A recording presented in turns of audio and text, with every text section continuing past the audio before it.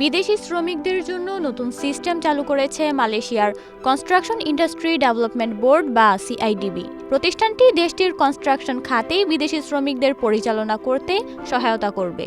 এই সিস্টেমের আওতায় বিদেশি শ্রমিকরা যখন তাদের নিজ দেশে সিআইডিবি দ্বারা যাচাইকৃত নির্মাণ কাজের দক্ষতা বিষয়ক সার্টিফিকেট পাবেন, তখন তাদের একটি বায়োমেট্রিক পদ্ধতির মাধ্যমে নিবন্ধন করতে হবে।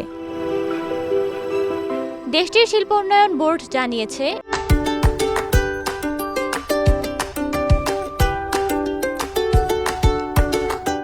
এই উদ্যোগের ফলে শুধুমাত্র বৈধ যোগ্যতা সম্পন্ন অভিবাসী শ্রমিকদের কনস্ট্রাকশন খাতে কাজ করার সুযোগ দেওয়া হবে।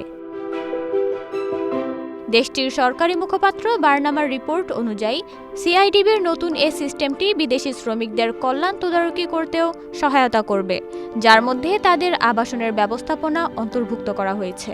এছাড়া কোম্পানি মালিকদের বিভিন্ন কর্মসংস্থান ও স্বাস্থ্য সম্পর্কিত আইন মেনে চলার দায়-দায়িত্ব তদারকি করতেও সহায়ক হবে, যাতে শ্রমিকদের সুস্থতা এবং নিরাপত্তা নিশ্চিত করা যায়।